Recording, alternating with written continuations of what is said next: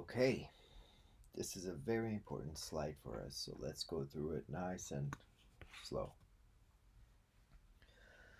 What this is the situation in our cell when the cell is at rest, but actually, more importantly, it's when the cell is negative inside. You know that at rest the cell is negative inside. So, this is our cell. This is bilipid uh, membrane, separates the outside of the cell from the inside of the cell. And we have another membrane, of course, on the other side. And what we're looking at in here is the inside of the axon. From these experiments here, when we were implanting electrodes into the axon, we were getting the electrode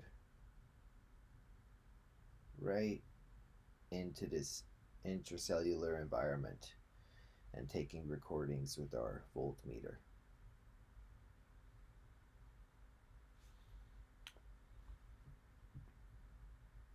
Okay, remember and never forget, at rest, we're negative inside the cell, and that's what these negative signs are here for.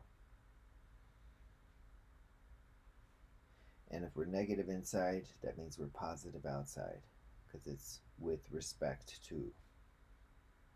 Just want to highlight these so that you never forget what we're talking about. And I put this yellow banner up here just to remind us that, again, this is the case when the cell is negative inside. What do we have? We have ions, salts, sodium, chloride, potassium. These are representing negatively charged anions that cannot leave the cell, and therefore we can ignore them.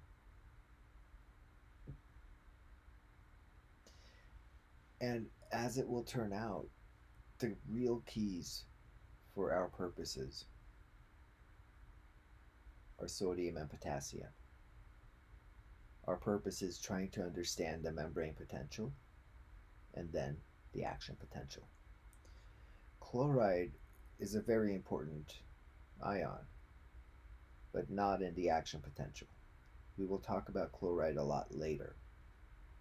So let's just focus on sodium and potassium. Let me clear the screen. Okay. What are we looking at?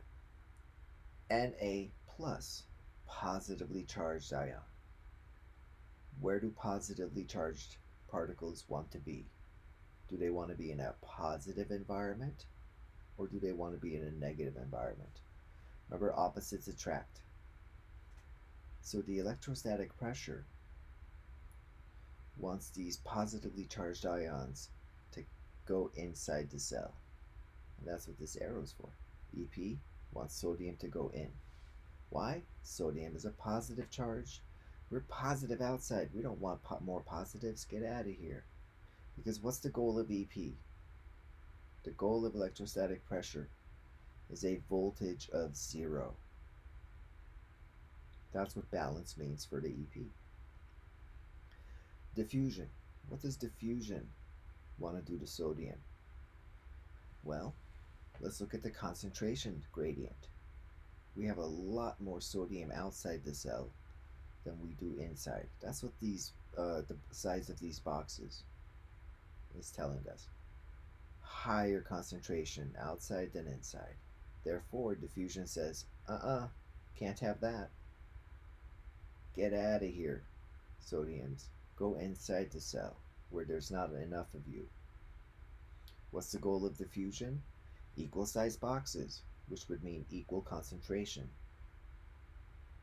So you see, when the cell's negative at rest, both the force of diffusion and the EP want sodium to go into the cell. Now let's talk about potassium. Potassium, again, positively charged ion. where do we want positively charged ions? Do we want them in a positive environment or a negative environment? Of course, we want them in a negative environment. Where are we negative? Inside the cell.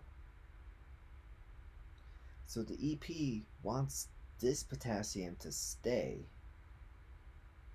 but it also wants this potassium. Now this might throw you off a little bit because you might say, hey, but we have a lot of potassium inside. Why does the EP want more potassium? Remember, the two forces are completely independent forces. They don't know about each other. They don't see each other. The electrostatic pressure only sees charge. Diffusion only sees concentration. The analogy I like to draw is you can't measure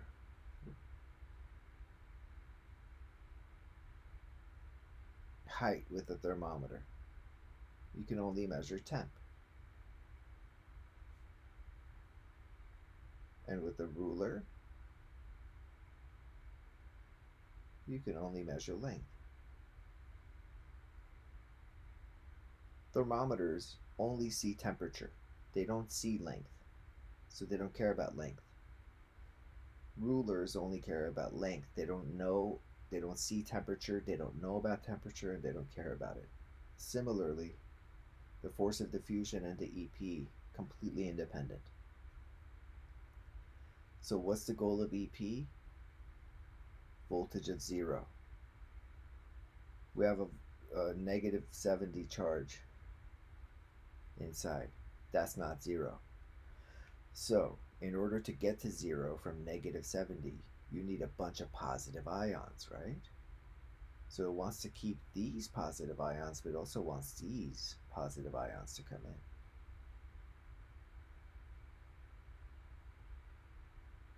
How about diffusion for potassium? Diffusion wants potassium to get out. Why? Because we have a lot here. We have a lot of potassium inside and not a lot there. So diffusion wants this guy out of here. So to recap, for sodium, electrostatic pressure wants it in. Diffusion also wants it in. What do you think has more pressure on it? Sodium or potassium? Sodium. Why? Both forces are pushing it in the same direction.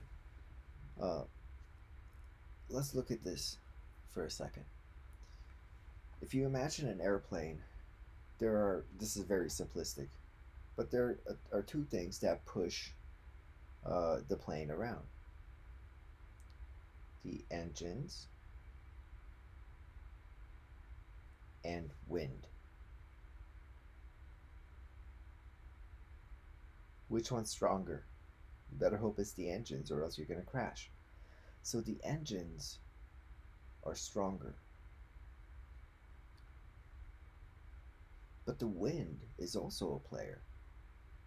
In this case, the wind is pushing in the same direction as the engines. Let's look at this situation. You have the engines pushing in this direction. But the wind is now fighting us. You see how this plane is going to move faster than this plane?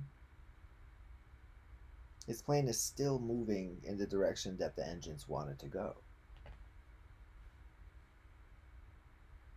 But in this case, the plane is really moving because both the engines of diffusion and electrostatic quote-unquote wind are moving in the same direction.